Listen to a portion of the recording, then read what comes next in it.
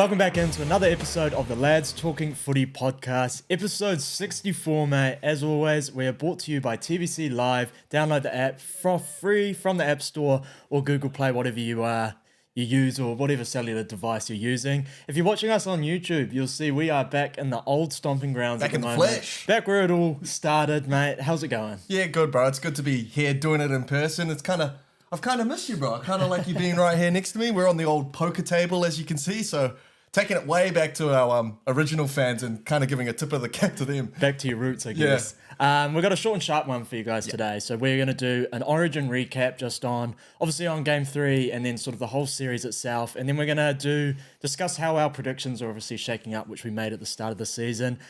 New South Wales, you're repping the Blues jersey at the moment, defeat Queensland 14-4.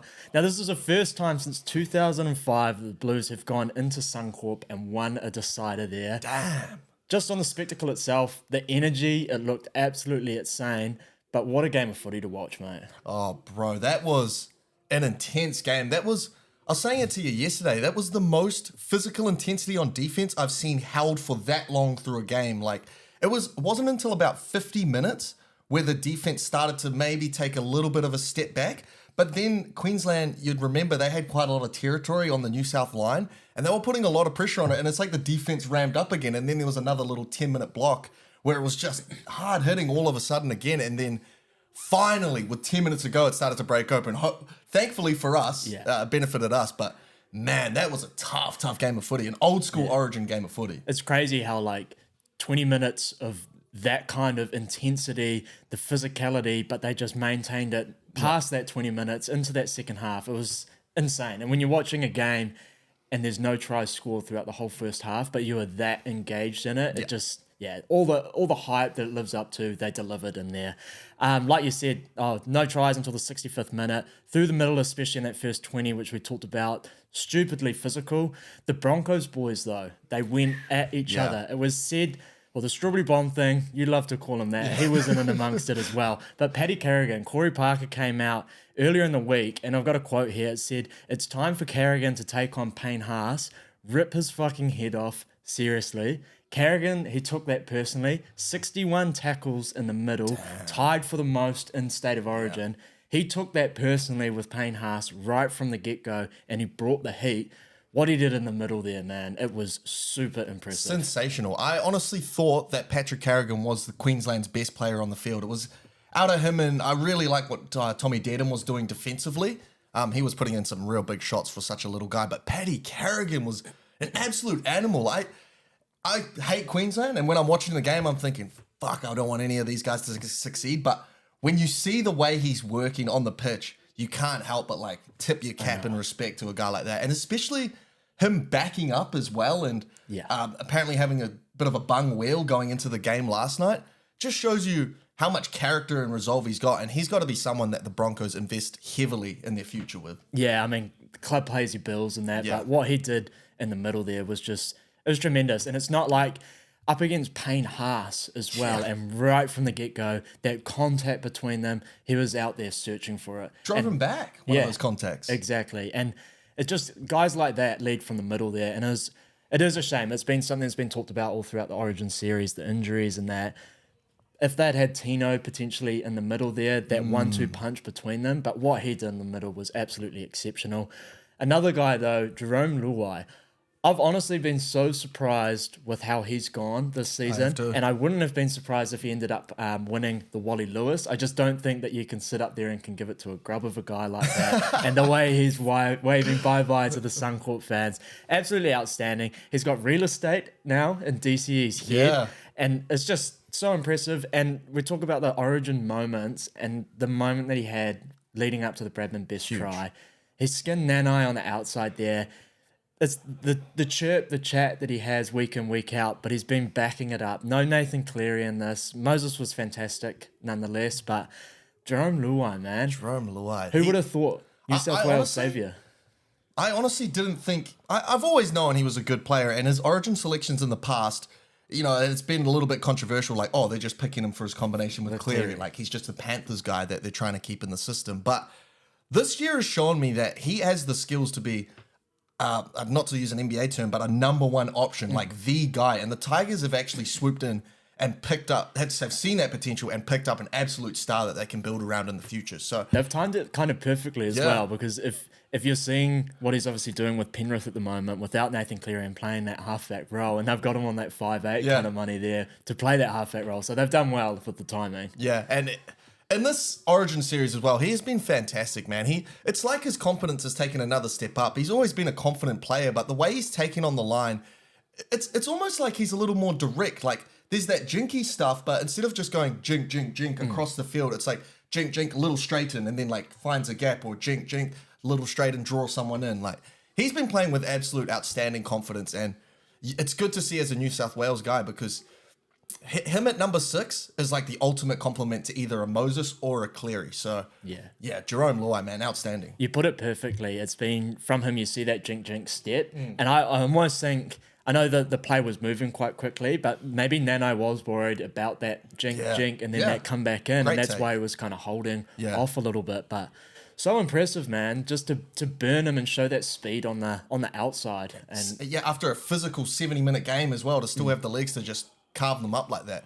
Outstanding, bro. And I think Jerome Luai and DCE, I kind of think I hate DCE more as a grub, because at least Jerome Luai is like a little bit confrontational. Like, he'll push you in the face and he'll stay there, whereas there's a lot of yapping by DCE. Like, he'll push you in the face and then there's like, ref, you see what he did to me after? Like, you see Cam Murray, he's got to go. Like, it's a little bit hide behind your grubbiness sort of tactics from DCE. So I don't know. I feel like this Origin series shined a bit of a negative light on DCE for me.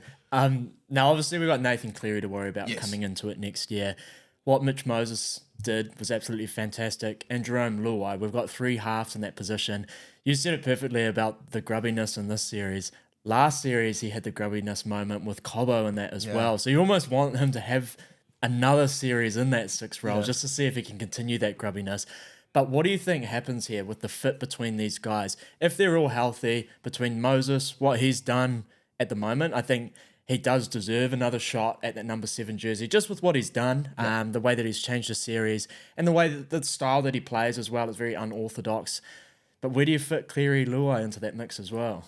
Well, me personally, I don't know if I'm just still holding on to the reputation that Cleary has, but I would still favour Cleary fully healthy in that number 7 role. But Moses, to me, has earned himself to be selected in the outer squad, or even as 18th man in every single series going forward. He deserves to be somewhere in that squad. Cleary's had his problems with injuries in the past. Like, this isn't the first season where Cleary's missed extended time during the season. So Moses has always got to stay ready, and he is going to be that first guy off the ranks. But I still favour Cleary, man. To me, he's like Moses, but just a touch up in skill, a touch up in execution, touch up in physicality. Like, Moses can put tackles on, but Cleary's really digging his shoulders in.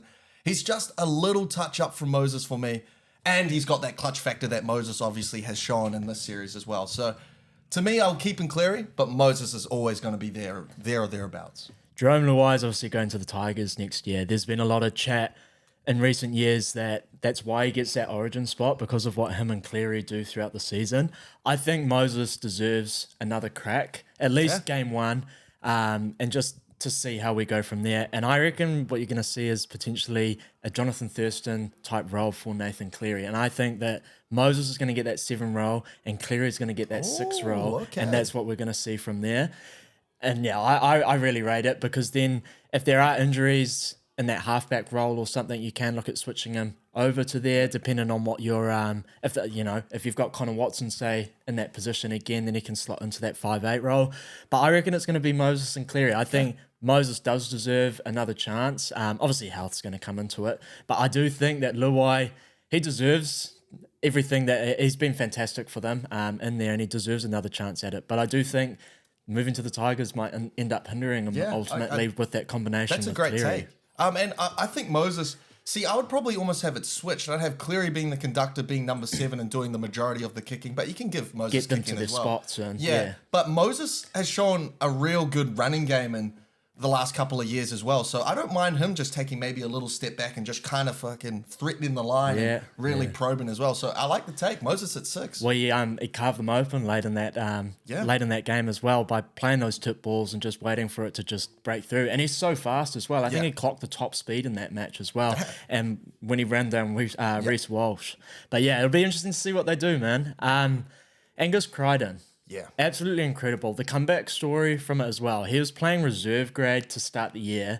Before that, we obviously know he was having his issues with his mental health and all of that. What a comeback, though. Crazy. The series that he had, what he's been doing with the Roosters at the moment. He's won Player of the Month, I think it is, the RLP Player of the Month as well. Wins the Wally Lewis medal. Absolutely exceptional. He was so physical out there. That left edge was taking it to them personally.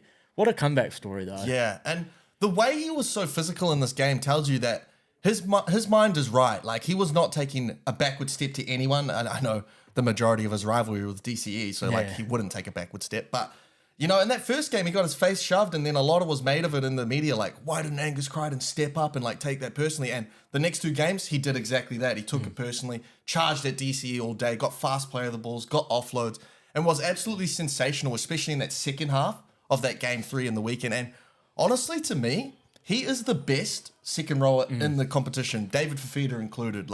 He is just so safe, so reliable, does like throwing offloads, but they're never risky offloads. They're always arm 3 looking around, then gets it off to a support player. So Angus Crichton, man, absolutely outstanding. And probably it was a real close race for that Wally Lewis medal. I think I kind of thought Lomax might have been there as well. With the 18 points that he scored in game 2. How about the kicking tries, as well? Everything, super clutch. So I thought he might have been a sniff in there. But you're right, 100%. Angus Crichton, it was just so consistent out on that edge. For an edge forward to be that dominant over the 3-game series and that consistent with everything, just super impressive. And you brought up Fafita again as well. And I've been waiting to get to this. Leaving him out, do you think it was the right call or the wrong call? It's hard to say because ultimately Billy had his ideals. I don't know whether Fafita would have been the determining factor to change those last 2 results. I think Hapewell did fantastic on that edge, and that's what he was there for. He was there for that defensive matchup. A rock. Yeah, and he was really solid out there. They did really well. The effort plays from him as well was fantastic. The only thing that I think that they needed, you obviously had we talked about it in our preview, the Kalen Ponga, the attack play to come through the middle there, but they weren't dominating the middle enough to be able to sort of play that one off the ruck and let him sort of slice through the middle there. And I think they just needed a wrecking ball out on that edge just to get that gain line. That's a perfect way to break it down. That actually convinces me that maybe they would need a David Fafita because the opportunities on that left side that we'd been seeing, and maybe not the second game, but the first game where Hammer was cutting them up, and maybe parts of the second half, deep into the second half of the second game. Crichton was his kryptonite out there. Bro. Fantastic. Best outside defender I've ever seen in the NRL. It might be a hot take, but I think he's that fantastic. But yeah, I just think they needed a punch out there. I know, Tommy Dearden's fantastic, 100%. but just someone that, he brings that offload game and that punch out there. You saw what Angus Crichton was doing on the left edge on the other side of it as well. Just being able to brush off that first defender or just create something. Because there are a few times even when they're down attacking New South Wales line, and it just looked like the play was a little bit too... I don't know, premeditated in a way, or side to side. There wasn't just that different. Yeah. So I think it was the right call defensively in terms of what they wanted Capewell to bring to the game, and he played a really good game, played a really good role. But I just think that X factor and that punch is what they missed. You've sold me. I agree. Yeah, it was probably the wrong call. They probably could have used him in that third game. It'd be interesting to see if he does pick him next year as well, because he's talked about these standards of gameplay from Fafita, and he's been playing really well over the last couple of weeks too. But just to see what he does to end the season and begin next season as well, it's pretty scary for the league if he's talking about these. He wants to see these standards from David Fafita, and he's not quite reached them at the moment. So look out for him next year. But be interesting to see if they bring him in. The Ghost, the fullback for New South Wales, Dylan Edwards. There's a lot of people that had said they weren't sure if he'd be able to take that next step up into State of Origin, or how he would perform on that stage. He was incredible, man. I think he's got that Blues jersey locked up now. Could not do any wrong. If you're watching a guy like that, it's not the Reece Walsh, the hammer. You've got Latrell Mitchell, if we're talking about that. Not confronting X Factor. Exactly. Dylan Edwards has X Factor, but not like the guys you were mentioning. And, and just in this game alone, when you've got Hammer, Reece Walsh, and Kalen Ponga all out there for Queensland, and Dylan Edwards is doing what he does. He just plays it perfectly. Positionally, he was outstanding. Every time he got the ball, the same thing that we see every single week is straight back into the line. Meter eater is what they needed. Super consistent. Yeah. He's fantastic, man. I actually came across it the other day. He's 9-0 against Reece Walsh. Damn. Reece Walsh has never beat him. This is including NRL and State of Origin. That's an interesting clash of styles as well. It's almost the polar opposite in styles. It's like a guy who is super safe, like we saw in this game 3, and a guy who just gets through a whole lot of work, whereas Reece Walsh is more of an injection player and he's a gunslinger to the highest degree. Like, that's why he leads the competition in errors most year, because he's really out on the edges trying to threaten and trying to throw skip balls and stuff. So it's interesting. Maybe that's the perfect prototype is what a Dylan Edwards is. It's the safe fullback instead of this gunslinging style. So, and another funny thing, that was the grand final last year as well. And Panthers got it over the Broncos. So yeah, interesting stat. I like that. It is, and it'll be interesting to see how that goes moving forward as well. Because I reckon Reece Walsh will know he's got his number as well, and he's gonna take that personally. If we are talking about him though, he's only 22, and he has just turned 22. He's so young, and there's still so much time for him to mature in his game. He had a fantastic series last year, and then this year they've obviously they took it personally with him. Surely he took it to a whole nother level in game 1, taking it personally. But you could see it, man, especially out on that right edge. Stephen Crichton was targeting him on every back door. They knew if they rattled Reece Walsh, they would rattle that attack for them. And we've seen it, it's been talking about with Billy Slater early in his Origin career as well, because he was such a threat and wanted to just attack everything. Yeah. And it's just for him, I guess, fine-tuning those moments. And he's got the perfect coach to learn that. But it's going to be interesting to see what they do with them next season when you've got Kalen Ponga there as well, or just how they go with it, if they're going to look to balance it out there. I mean, even in game 1, when Hamiso moved back to fullback, it looked fantastic for the Maroons as well. So I get he's young, and I do think he is that guy for them moving forward, but fuck, he was rattled. He was rattled, and you do make some interesting points about him being 22, though. Like, I feel like NRL fans in general, just the social media space is very harsh on this kid because he's been thrust into a spotlight at such a young age. He's been there for a while as well. Yes. So he's been in the system for a while, but at the end of the day, he still is 22, and he does make a lot of mistakes, but you think with age, maybe when he gets to 24, 25, that's where we see his game start to refine, and that's where he's starting to kind of adds different layers to a game, like maybe threatening more around the ruck, like a Tedesco or a Dylan Edwards, and instead of just playing out the back and trying to be loose on the edges. So this is not the final form of Reece Walsh. He is making a lot of mistakes now, and he does get rattled in certain big games.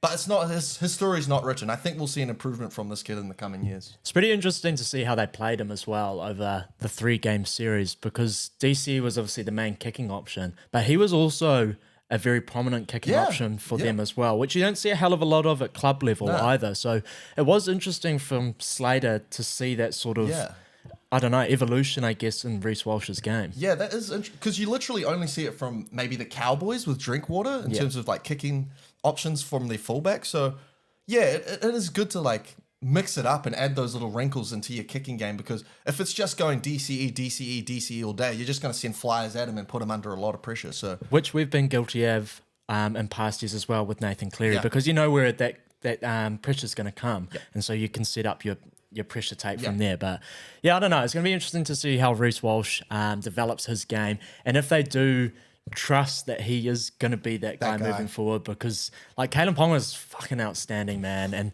he's still young and he's still hungry as well. He won't want to hang them up just yet. Lastly, though, before we move off, Michael McGuire. So 2014, he broke South Sydney's premiership drought. Obviously, we saw last year what he did with New Zealand in the Pacific Championships, and he's just won a Suncorp decider in his first State of Origin series as head coach. We all see this sort of thing happen with State of Origin coaches as they go on with everything. We've seen it with Billy Slater. and sort of how the narrative, I guess, is switched this year with Michael McGuire coming in, and Slater's been a little bit rattled and questioned on his decisions as well. But what a fantastic camp from him. And talking about the culture that you saw the shift in with the New South Wales, the Blue Mountains, to what he did with them and how he treated this camp in general, the people's team, the narratives around that, the glass houses, everything that he's controlled throughout this whole series has been so impressive. Every decision that he's made, the tweaks and the adjustments, we talked about it in the preview, like game one, obviously you had to roll out Nico Hines and see how that went because it was the best available team that we had.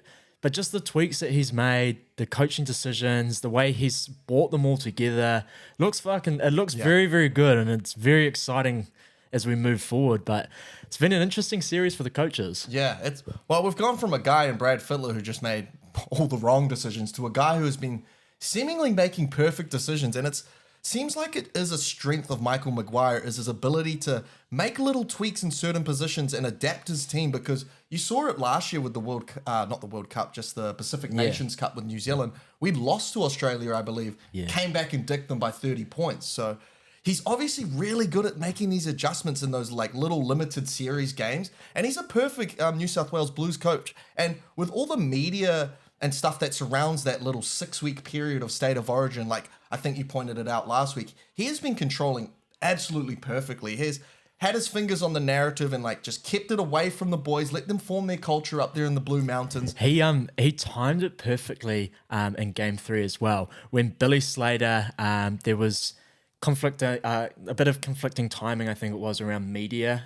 So the boys were like late to it. They had a training session. He didn't want the media to come in. And McGuire just switched on that. They brought in a local footy team from the New South Wales community, and he started calling them the people's team and that, which is what Queensland are always known to be. And he's been niggly, man. It's been funny. And on the flip side, Billy Slater almost hasn't handled the media responsibility as well as Michael McGuire. Like, there's obviously been a lot of controversy surrounding the David Fafita exclusion, and then the way he's handled it with his explanations and stuff hasn't been very clear for the fans of Queensland to really understand what his intentions were in leaving him out. Like, all he was saying is like, oh, we consider all Queenslanders. We are Queensland. Like, it's been a really good job from Michael McGuire at a time where he can really take advantage of the media and sway fans onto his side, where Billy Slater's kind of fumbling it. So shout out to him, man. I give him an A for his efforts in the series. It's going to be interesting to see as, I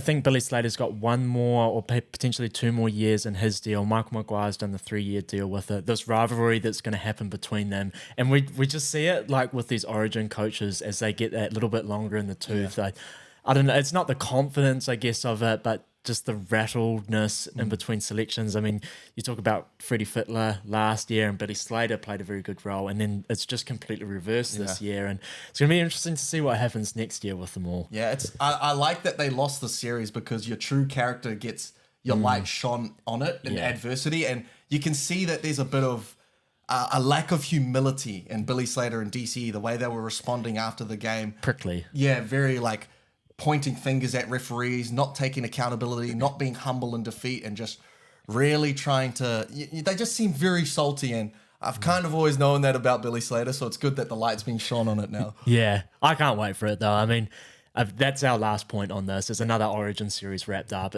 There's so much hype around it, man. New South in your mouth, fantastic, but... yeah, I can't wait for next year. It's funny, all the build up around all of this, and it's like it comes to an end. And it's like, okay, let's go for next year. Just to cap off, though, we're going to talk about our predictions that we'd made at the start of the season. So we're in round 20 at the moment. This is currently Sunday afternoon, so we're not going to recap these games and everything at the moment. But I had, for my top try scorer at the start of the year, I ended up taking Val Holmes. So he's currently sitting, I think it is, in 3rd place at the moment. The Cowboys are still yet to play at the moment. He's on 140 points at the moment. I'll be surprised if he ends up coming home with it. He's had a shocking season. The goal kicking's there for him, obviously. It's the wish-washy results from the Cowboys, but that's where I'm sitting at the moment. And you, mister, you're riding a good one at there. Okay, pause. But Jermaine Asako, I believe, is who I picked. And his kicking has just been outstanding. He is a very good goal kicker.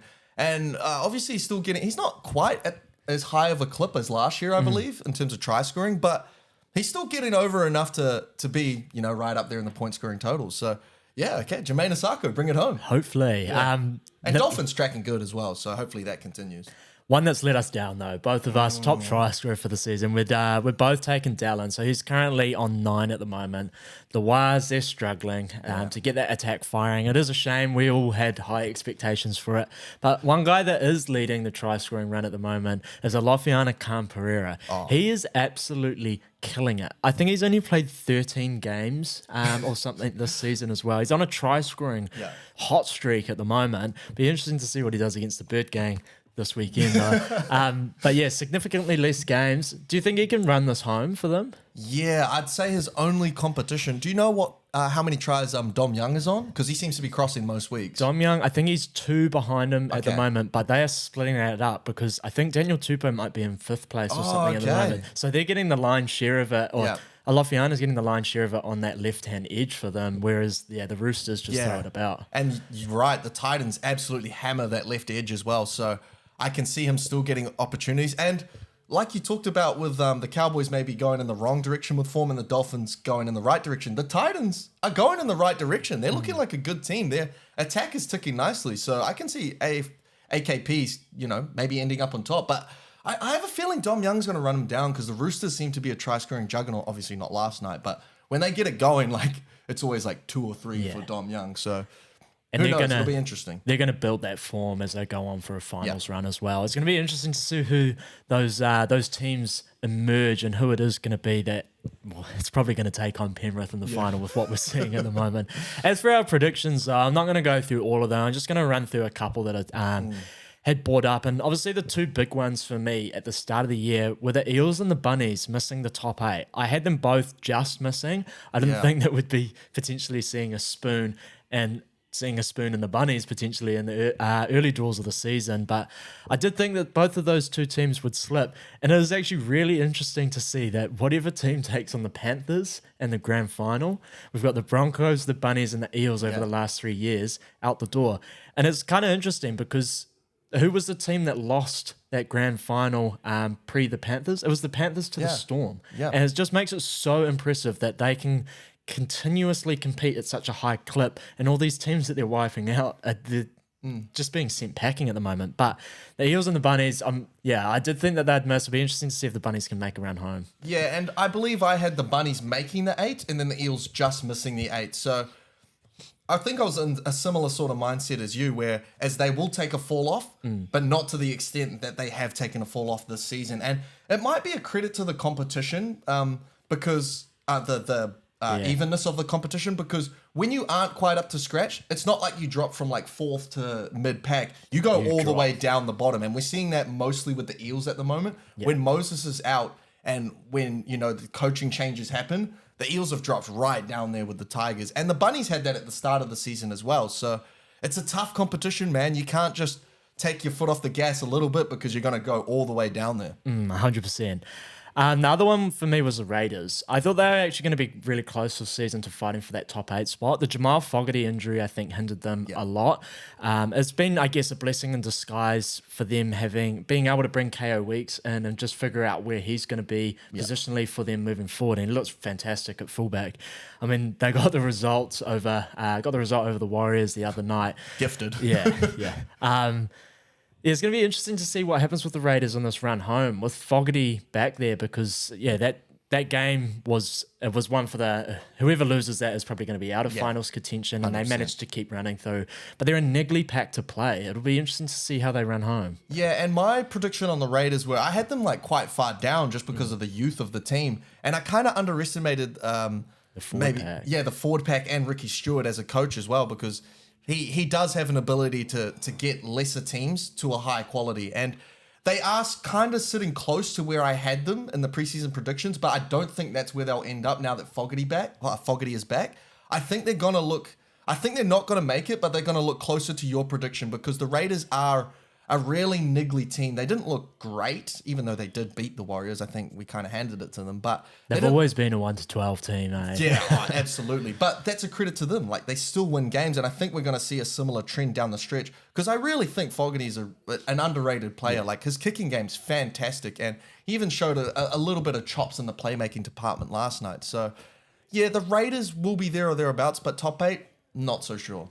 The Dolphins. Now, I actually had them. I thought they were going to be a one-trick pony last year. Obviously, what they did, they went up. They had some highs to start the season. They fell off with the injuries, and I didn't think that they had too much depth. Again, this year, Jake Averillo's been fantastic for them. Ewan Aitken's been fantastic, but I didn't think that that's a top 8 caliber roster. It just shows you cannot doubt Wayne Bennett. No. The Dolphins have been unreal. Whether they're you believable or whether they're going to actually make a little bit of noise come playoff run, it's so impressive what they're doing.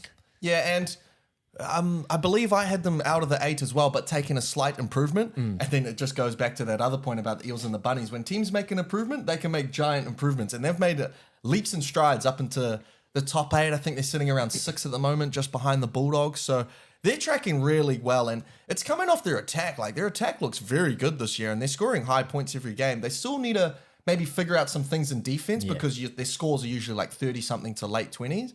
But they're getting those wins, and it's good to see from a Dolphins team.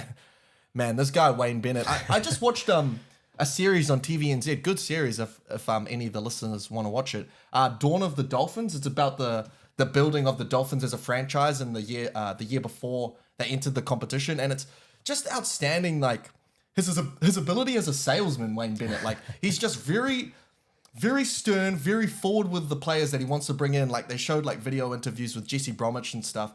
And he just tells them exactly what his vision is, what he wants to do in a no bullshit way like Wayne Bennett does. And you can see the players are just like, oh yeah, this is a real dude. Like, he will do everything it takes to build a good team around me. And he got it done, and he got some really key signings. And I think that's off the back of his reputation as well as him being a great salesman in terms of getting players. It's pretty crazy. Like, we've all played club footy. There'll be listeners out there as well that play club footy. Yeah. And the one thing throughout preseason that's like the big chat is like, we've got to buy in. With like every Wayne Bennett team, it seems like no matter who he has around him, whatever players are playing, whatever fucking position, they just all buy in to what he's doing, and he just plays a perfect role for it. And guys that have had questionable histories, like, it might be too early to tell, but they've brought in Pangai Jr. Jared Wallace has had his problems over the years, but he seemed to have bought in since he's come to the Dolphins. He's just so good at cultivating a group of young men, because he is an old ass dude. So, like, obviously they will listen to his experience in the NRL and just in the world in general. And he's so good at, like, using the right tone to, like, build the confidence of a team. And he's obviously done that here with the Dolphins, and it's their second year, and they're already looking great, and they could be a problem in the future. Yes, you brought him up, Tavita Pangai Jr. I've seen like whispers at the moment as well about him potentially following Wayne to the Bunnies. It's just mad, like, the respect that these guys have for them as well. The Broncos and the Warriors, I had them finishing first and second. I did too. Boy, I got that so wrong. It looks like they're both potentially going to miss the 8. The Broncos, they end up getting a win last night. That's going to help them on a run home. And look pretty good, to be fair. I got that so wrong, though. 1 and 2, it's been disastrous. And I had the exact same way. You're more patriotic than me, though. You had the Warriors first, Broncos second. I had the Broncos first, Warriors second. Doesn't matter either way, because they're both, I think, 12th and 13th. So they're way out of the 8 at the moment. The Warriors, I think that was a pretty a dagger blow for them. For me now, for the Warriors, I just want to see signs of life building into next year. I want to see them get some good results, some consistent results going into next year. If they can make the 8 and go on a run, like, absolutely, I'd love it. I really doubt they will. The Broncos, I have less pessimism about. I think the Broncos have the cattle to make a really decent run and beat any team on their day and actually sneak into that 8. They need to with Reynolds as well. Yeah, and he looked outstanding last night as well. So, yeah, the Broncos, I still have faith they can do something. The Warriors, which is my team, I not so much. 2 things before we before we close this off. It's kind of interesting to see that both Andrew Webster and Cameron Ciraldo coming out of that Penrith pack, the years that they've had have been polar opposite, as last year Webster with the Warriors, Ciraldo last year with the Bulldogs, and then what we're seeing this year. And I heard it the other day. It's interesting, like, Cam Ciraldo came into that Bulldogs job, and Gus Gould has said to him, he doesn't need to come there that year. He said, let us clear out the closet a little bit more so we've got a clean canvas for you to start building around. But he said no, he came in and he started to work his systems, and he's come into a team that wasn't ready for him, and he's managed to build and has built his systems. And a style of gameplay to suit, and we're seeing that this year. Whereas Webster comes into this Warriors juggernaut pat with the likes of Adam Fanua-Blake, Wade Egan, Tohu Harris, Sean Johnson having a fantastic year, and he got the best out of them. But we're just seeing that adversity this year in terms of the injuries that have happened, and he's not able to play that same style and what he's going to do moving forward. I hate seeing like the negative energy from Waz fans. Like, oh, we're brutal here. I know, and they're calling for Webster at the moment, and it's like, nah. You gotta let him do his thing. But it's interesting to see, as coming into a pack that's ready for it and how he's taken it, and Seraldo who's built it, and it's gonna be interesting to see how he adjusts. The thing with Seraldo too is he's only 39 years old. I know it's like not that big of a thing to put emphasis on the age of coaches, but he's still a very young coach, and I believe this is his first head coaching job with the Bulldogs. So he's obviously building and understanding his team and the systems he wants to put in place as well. And we're kind of seeing the fruits of that labor coming into play this year. And in terms of the Warriors fans calling for Webster, it's just the bigger the Warriors get and the more popular they get here in New Zealand, we're starting to see that All Blacks culture seep into the Warriors as well. And it's too early to start pointing the finger at Webster and 100%. Yeah, because this is his first sign of adversity since he's been here. We if it starts becoming a consistent trend and the selections start getting a little bit sketchy and we start really falling down the ladder, maybe we can start taking a look at him. But with all the injuries we've had this year and to still be, only just kind of out of contention now. And competing in each game as well. There was also a few results where there was some absolute heart shown to turn some real big upsets. Like the Dolphins, when they came here, were kind of rolling, and we had maybe the worst squad we've put out on paper. The Panthers at Magic Round. The fight against the Bulldogs as well in that hostile environment for them. It is crazy, but it's real interesting to see the culture shift within the Bulldogs, because you talk about that Penrith mindset in terms of all the juniors and all that youth. All they want to do is be Panthers, and you can see that energy kind of shifting with the Bulldogs, where it looks like those guys just want to be, they just want to fucking be. They want to rip in, be Bulldogs. You listen to Willie Mason talk about it all the time, and like the respect that they all have for him, and you see all these young guys coming through, and you forget that he coached all of those boys in the juniors as well. So the respect levels that they have for him, it's going to be interesting to see how the Bulldogs end up building. I like them, man. I like the Bulldogs. Dogs of war. And the last one before we end up cutting this off, who do you think is going to win Coach of the Year this year? Oh, that is a very interesting one. I mean, a real high candidate is that guy in the Bulldogs because of what he's done from turning them from 14th to a fringe top 4 team. Like the trend always seems to be that you laid out in the preseason. But I reckon it's between two teams. I reckon there is 2 teams on my mind as well, but I'll let you go. And I reckon it's going to be which one makes the top 8, and it's going to be either the Bulldogs or the Dragons. Okay. I think what Shane Flanagan has done with the Dragons, unreal. I honestly thought that they might end up winning the Spoon this year. The shift in the club, I mean, you talk about the type of cattle that Seraldo's got, but then you talk about the type of cattle that Flanagan's got out there. He's doing really well. So I reckon if they can make a run and come through in the top 8 somehow, I reckon he's right up there. And I tell you what, you've just single-handedly made me go from 2 candidates to 4 candidates, because I agree. Dragons is definitely a contender with what Shane Flanagan's done. Depending on where the Titans end up, like if they can really make a great run, Des Hasler has to be in consideration, because he started 0-6 to turn this club into what it is. Tino, 3 fullbacks that he can't fit into one team. It's been an outstanding job from Desi Hasler. But the other 2 that I had in contention were obviously Cam Seraldo, and we already highlighted all the things he's done well. But I don't think this guy should be excluded from contention just because of his seniority in the league and because of what he's done already. And that's Craig Bellamy, because the Storm have had a lot of injuries, a lot of in and outs, a lot of makeshift lineups. We're seeing how young the lineup is at the moment with Howarth and Grant Anderson making their debuts and stuff. And they've just been outstanding and still at the top of the ladder and beating really good teams along the way. Like, started in the first game with the 8-0 performance over the Panthers, ended last night with a great win over a red-hot Roosters, 24-8 at home. And they just keep ticking along no matter who's in the team. And it's a testament to Craig Bellamy and his coaching ability. So I think he deserves consideration. Yeah, I agree 100%. He's like one of those dudes that just manages to squeeze the lemon and get the right juice out of it. Like you said, it's a red hot Roosters team that went into them last night. Arrested Tedesco, no Origin, and you've got guys like Halworth and Anderson, no Origin stars out there. Munster not playing for them, and he manages to squeeze the lemon. He gets the right juice. And Jerome Hughes as well, still fantastic. I think our Dally M predictions looking pretty good at this point. I hope so. Up the Kiwis. Nonetheless, though, that caps us off for another episode, and look forward to seeing how it all plays out. State of Origin, though, up the Blues. Catch you guys later.